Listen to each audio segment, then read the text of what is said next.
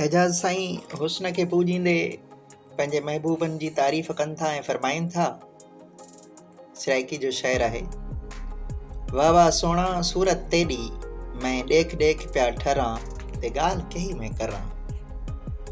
वाह वाह सोहणा सूरत तेॾी मैं ॾेख ॾेख पिया ठरां ते ॻाल्हि कही मैं करां।